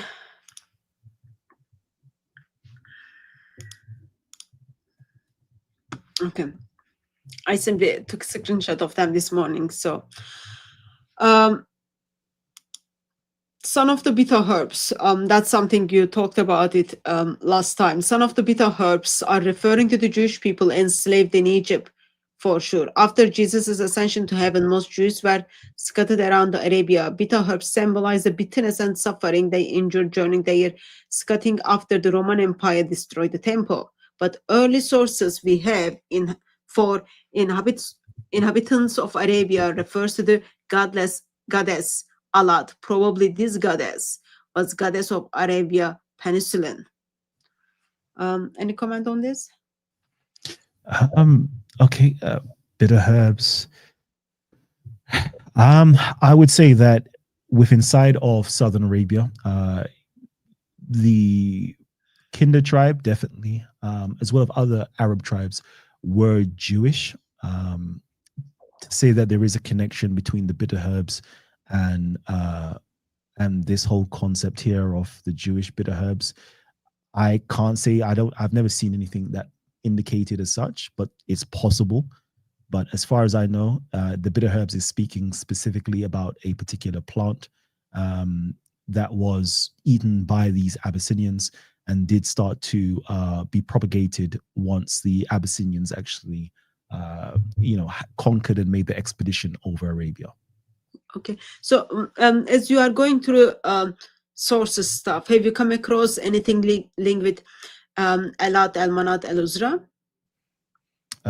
Yeah, there are some stuff to do with them, but they seem to have died out with inside of the inscription literature. From the 5th century. From the 5th century, they're no longer being mentioned inside of the inscriptions. Okay. Just a second. Can I just say real quickly, Alat and Al-Uzza are well known in Nabatean reference point, which is way up in the north. That would be more in Jordan area. Al-Manat is known is a goddess who is known in the Al-Hijra area, which is further south. So they're all in northern Arabia. Those are we even have reference to Jashara, the god of Nabatea, whose wife is Al-Uzza. But Alat would be the feminine form of the goddess. It's just generic. It's a title for Al-Uzza, way up in the north. Okay. So someone debunked you in their channel before. Sorry, in your own channel before. Good old Akani. Oh, we love Akani. What does he says here? Kudos to the Titan Kalam. Great presentation, but like before on his own channel, I have debunked a few of his allegations. He defo changed certain strategies, but for his argument to execute, he would need to fit the Muhammad into the Muhammad we have in epigraphy. The tombstone of Abasa bint Juraj. Okay. Yeah, I don't know. This is too long to read, but let's just try to read anyway. Also, we have inscriptions of Umar and Uthman, okay, which I presented to Kalam, which he himself has no argument for such evidence, except for the Greek source in regards to Kay's, Muhammad's brother. Kalam's Muhammad is not attested for, and for sure he is not attested for in CIH 541. Anyways, thus so far, Kalam's argument has been the best in regards of against the standard Islamic narrative, even though I myself have challenged him in regards of the topic at hand and has forced him to change his strategy, something which is evident to me but alien to the public. So this is our good brother Khan on Titans TV. He participates quite often. He is a Muslim. Again, a lot of words, but nothing of substance so far. Muhammad of the epigraphy. Okay, we know about the particular inscription that talks about a particular Muhammad that died and a great calamity fell on the people of Ahl Islam. Okay, it doesn't make any point here.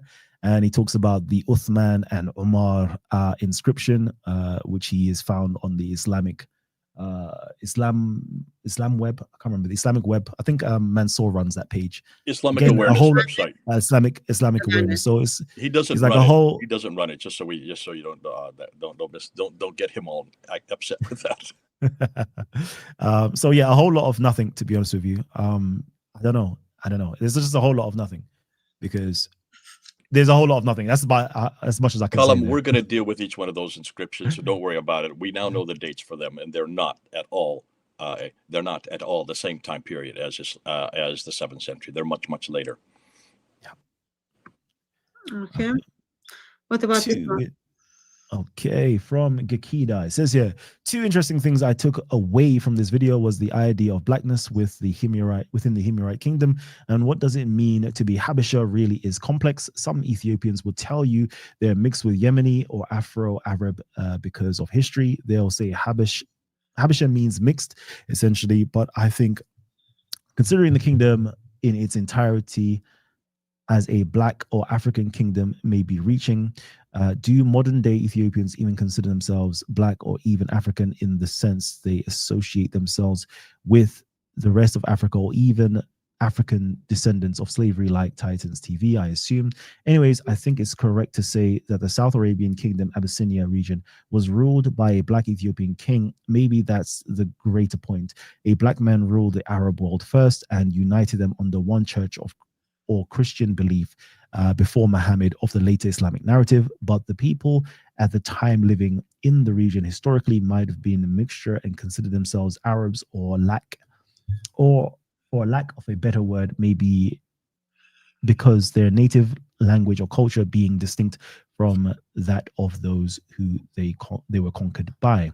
Okay, so blackness within the Himyarite. Okay, cool. I would say that the people down south in Yemen or Abyssinia, it's quite possible they were of different ethnic groups. What do I mean by that is when we're talking about nations and empires, they tend to be, people can be very much so mixed. Let me see how do I make that make sense?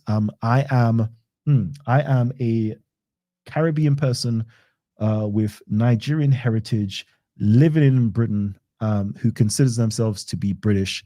So I am a British national. Okay. And there's other people who could be of,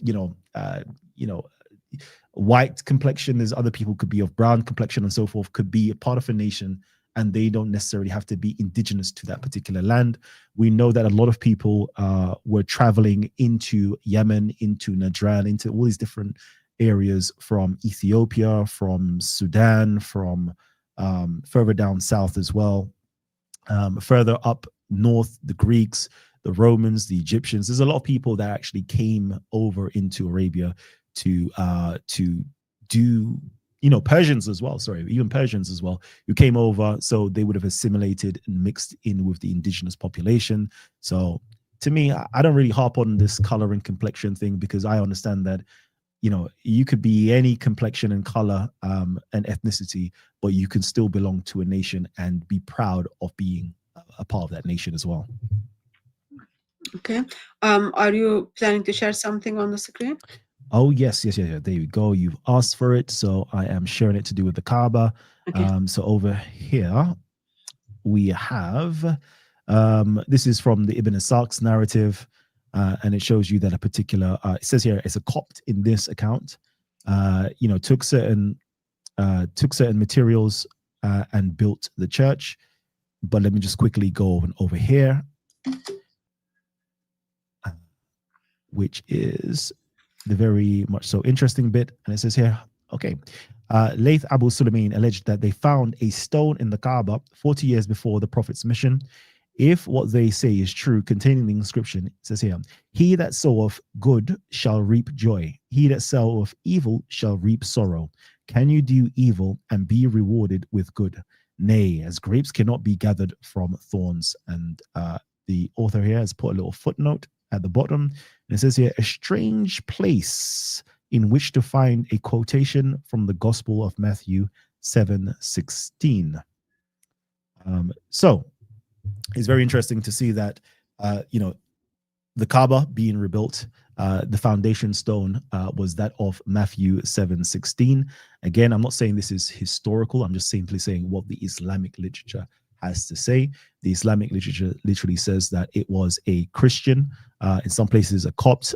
Academic papers says that it's an Ethiopian Christian who actually built the Kaaba. And we also find out that there were images of Jesus and Mary within inside of the Kaaba. And out of all of the images and pictures that he came to abolish and destroy within inside of the Kaaba, the only image that was remaining, according to Al-Azraqi, was the image of Jesus and Mary. Muhammad said, listen, you can wipe off everything in here, but covered the picture of Jesus and Mary and says, wipe everything except these two things.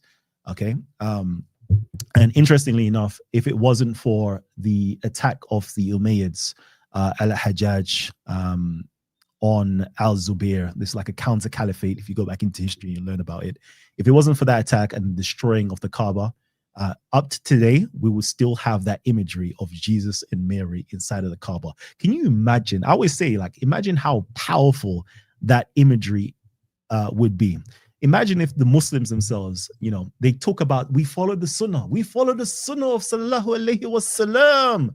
So, but the Sunnah of Prophet Muhammad was to actually have a picture of Jesus and Mary inside, the most holy place of worship for Muslims. Just imagine if today we still had that image of Jesus and Mary inside of the Kaaba, that Muslims all around the world, billions of Muslims all around the world, is circumambulating and facing direction of prayer, and the only image inside of that building was Jesus and Mary.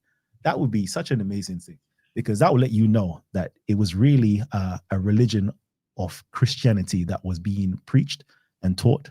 But unfortunately, throughout the years, it got corrupted, and then it became its own, I don't even know what to call it. I don't want to be offensive, so let me just say it became its own thing, its own identity. Okay. Okay, let me continue with a couple of other comments from last time.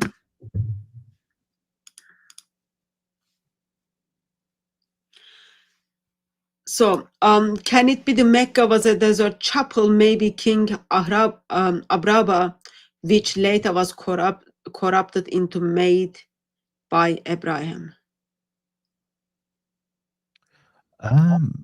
Okay. To me.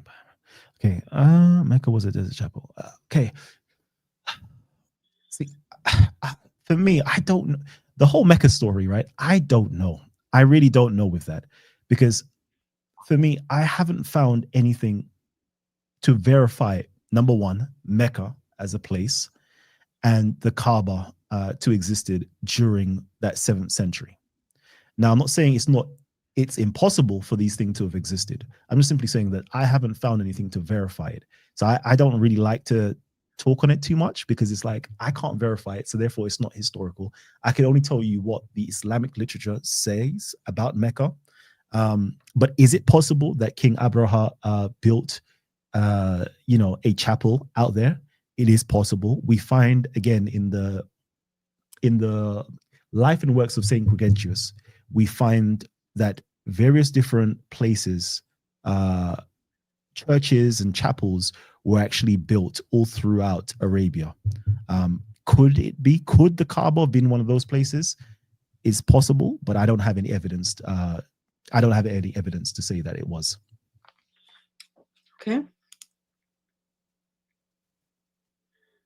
Al-Harith was a Jewish tribe of Najran. The Amir Mahmed, who was appointed chief priest in the cathedral by Abraha, may be from this tribe. So he is not African, but Jewish Arab.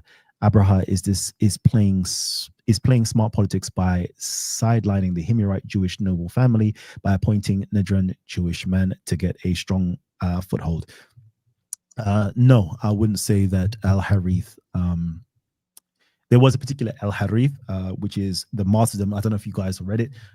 It's called the martyrdom of Arethus, which is al-Harith, and that happened in Najran.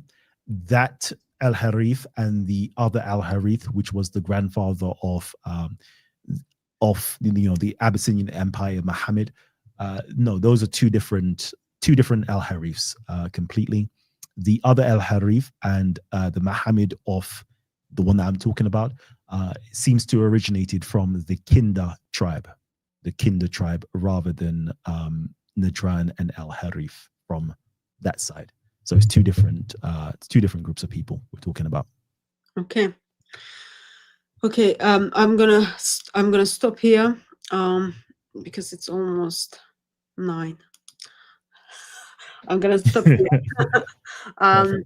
Okay, so if there is any kind of last minute questions in the chat, please tag this as Yemeni Ministries, and then I'll bring that up. Otherwise, I think we will stop here. First, I'll let Jay to make his overall kind of comments, and then I'll pass it to you, Kalam, so you kind of recap for us and then conclude. Jay Smith. Yeah, I thank Kalam. It's great to have you on board. This is a whole nother side that we haven't looked at, and that is the southern Hadramaut, Yemen Negus. This is great that you're finding a lot of parallels between what the standard Islamic narrative says and what you're finding there in the 6th century, which is 500 AD, 100 years earlier. Much of the material that they finally attributed to Muhammad could have been borrowed from this character here. And that's fine, and that's brilliant, because that's exactly assuming that, and I do assume this, that there was no Muhammad. I'm a no-mo. I believe you have to fill out the skeleton of what became Muhammad, and that Muhammad would have had to borrow from many different sources, and it looks like a good bit of it may have come from this Abraha character, and this Abraha character had many of the same lifestyle, and even the same life crises that what then became the Muhammad of Islam. So that's good. But this is a green paper. This is putting it out there as a what if scenario, nothing more than that. It may take us another 10 years before we actually are able to do what we're doing with the Quran. At some point, we're going to have to do with Muhammad. How then did Muhammad actually come to be? How did he then become in the traditions? Remember, these traditions that really give us who Muhammad is. That's the Sirah, his biography, the Hadith, what he said, the Tafsir and the Tahriq. These don't even get written down to the 9th and 10th century. And as we're finding out, they the final form that what we get today is not until the 11th to the 16th century. So it took hundreds of years to create this man and hundreds of years to create this book. If that is the case, where did they go to find the man? What were the stories they needed? Because in order to find the stories, you've got to find some historical character that was well known. In this case, Abraha could be one of those. And I'm not saying yay or nay. I'm just going to say, well done. We'll put it up there as a what if scenario. And it may be very true that when we finally do eventually find out who the original Muhammad was, or the antecedent to what became Muhammad, it could well be Abraha. Okay, thank you very much, Jay. Kalam, how do you want us to follow up this? Follow up on this? I would really love, okay. Jason said something that inspired me, actually. He said that the best polemics, you have the internal polemics and the external polemics. And I was like, I like that, I like that. Can I one up you, Jay, on that though? That's why I was thinking to myself, how do I one up one of my idols and one of my people that I view as a legend and mentor that I look up to? I said to myself, you know what? There's another way of looking at it. There's one other way. And instead of polemics, I just want to present the truth. So what that means is I don't have any agenda. I don't care if you're a Muslim. I'm not even trying to convert you. I don't want to convert you to anything. You can stay and be a Muslim as long as you like. But let me just give you the truth on this matter. Okay? Because the greatest teachers of all. Jesus says, the truth shall set you free. So all I want to do is literally provide you with the information that I have come up with myself in my investigation. So I came from a humble heart and I said, let me investigate the second part of your Shahadatain, Muslims, if you're listening right now, which is, was it Muhammad Rasulullah? Like, I bear witness that Muhammad is the messenger or the apostle of God. I said, let me investigate this claim. Okay, whether it's true or whether it's false, let me investigate this claim for you. And I've investigated this claim and I've realized if I look through your traditions, your hadiths, your tariq, your sirah, we find that there is a hell of a lot of forgeries in there. We find that it is completely discredited. So we can't take your methodology and your approach. I rather take an academic approach. When I entered Speaker's Corner, I was just fresh out of university. So I just looked at the world from an academic lens and said, how can I find this individual within side of history? How can I utilize the historical critical methodology to find this individual in history? And what we've come to realize is we can't find the traditional Muhammad in history. That legendary Muhammad of the Islamic narrative has not been verified at all. We literally, as academics, we don't even know when Muhammad was born. I showed you earlier on that there was literally 100 years span of when Muhammad could have been born, according to the Islamic literature. We don't know. We know that everything in terms of his chronology, his time frame, is all made up in terms of symbolism. The age of 40, symbolism. 10 years in Mecca, symbolism. 10 years in Medina, symbolism and symmetry that's going on. None of it is historical. All of it is all ahistorical. So if any of the yes-mos would like to put forward the idea that, yes, Muhammad did exist, it's going to be very interesting to prove that point when academia doesn't even put forward that statement of, yes, we know this about Muhammad. Yes, we know that about Muhammad, because the traditional narrative is completely, ahistorical, full stop. And in looking and searching, we've discovered that there is a traditional Muhammad. That's not historical. But we've also found a historical Muhammad, a Muhammad of the 6th century, a Christian bishop from Abyssinia that revolutionized the whole of the Arabian Peninsula, along with Abraha. These two individuals, okay, the king and the apostle, those two individuals, literally, we have the inscriptions. We literally have the inscriptions that are the antecedents to the Quran itself.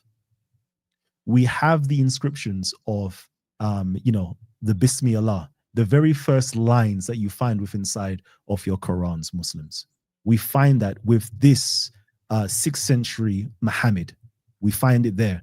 We find it within inside of these inscriptions. We find, that Abraha and this Muhammad was introducing the southern Arabian deity into northern Arabia, introducing Rahman, the deity Rahman, to the north. Okay, we find it there. We find it also written inside of the Quran as well that these northern Arabs never knew who this Rahman was and didn't want to adopt Rahman as their god. Not because they didn't believe in God, it's because they found that this deity was a foreign deity. So it's very interesting that we find all the antecedents within inside of the 6th century with our Muhammad. We find the antecedents of, in the Quran, it never calls Jesus the Son of God, but we find the antecedents within inside of the 6th century inscriptions, which we know is Christian underneath Abraha. We know because literally has a cross on the inscriptions, but he removes the terminology son. Okay, but the question is, why did he remove the terminology son, and why does your Quran have Jesus as not being classified as the son? It's to do with the 6th century context. It's to do with the heresies that were floating around during the time. It was due to the persecutions of the Jews and other Christians that persecuted Christians who identified Jesus as the son, but they had to remove it just to, how can I put it? Just so everybody can get along. just so there is no more conflicts, they removed it. Not to say we don't believe that Jesus is the Son of God, but we remove that statement there because we realize it causes a lot of conflict. So my thing is, I just want to present you guys with the truth, understand that the Quran is definitely a 6th century text. If we read the Quran from a 6th century perspective, we read the Quran from a Christian lens, a 6th century Christian lens, you know, the whole Islamic narrative will start to make more sense, and we'll start to realize that these people later on changed the original meaning of this book, changed the original meaning of this Muhammad into something that's completely different, completely foreign. And I just want to get you guys back to understanding the Christian origins of your Quran and the Christian origins of Islam. And once you know that, I don't think you will go back to your traditional narrative at all. And I think that truth will completely set you free. And that truth will get you back into, technically speaking, if you're being true to yourself, that actually might even bring you over into Christianity itself. But I'm not even trying to do that. I just want to present you the truth and let the heart, let your heart, let the God that resides over your heart convict you. Because I can't convert you. I can't change you. It's only God can actually change you and convert you into the right path. That's me. Okay, thank you very much. Just a quick question. You are not Christian, right? I would say that first of all, I'm a cultural Christian. And secondly, in terms of like my leanings or like my family and what churches I go to an Anglican church, but I wouldn't say that I'm a hard card carrying Christian. I always say to my to the priest that unfortunately I can't take the communion just yet because I know I haven't been confirmed. But you know, I have Christian leanings and I go to an Anglican church. Okay. So just a point, you express that greatest teacher of all, that is Jesus Christ, says truth will set you free. I just wanted to point out, especially to those of you who are watching, Bible doesn't leave us with the statement that, oh, Jesus is just the greatest teacher. Bible makes it very clear. Jesus is the King of Kings, Lord of Lords, and he's the eternal Son of the Father who stepped into the world to die on the cross for sin of man and woman. And he walked out of that grave. That grave is empty and he rules and reigns on the right hand of the Father. So just wanted to make sure everyone is kind of clear on how does Scripture leaves us on identity and work of Lord Jesus Christ. And as I said, I find this session is much more, I was able to follow up much more, and I am left with the question of, such a strange that Islam claims to grow faster and faster, yet when you look at the history and compare that with the teachings of Islam and with the traditions, there are serious gaps on serious questions for Islam. How come history and Islam doesn't work together? So I find that strange, and it's good to see there are people who are asking questions and digging into those kind of things. So really appreciated all the research you brought forth, as well as all the references. So I will kind of watch it again and then make sure I get those references and check them again. So thank you very much for that. And I've got 2 spare chat. I'm gonna say thank you to thank you for your generosity, Mashi, as well as thank you very much for your generosity, Stephen. And we have not planned any follow-up session for this one, but if there are people in the chat that need to kind of watch this again and then bring up their questions, please put in the comment. Maybe in a month I will go through the comments again and then see if there are some things that Kalam needs to unpack, clarify, or correct himself on. We can bring him up again, and then this time not as a guest, but just grill him with what he's saying. Put me on the hot seat. Yeah, you will be like, okay, your guest time is over now. Answer.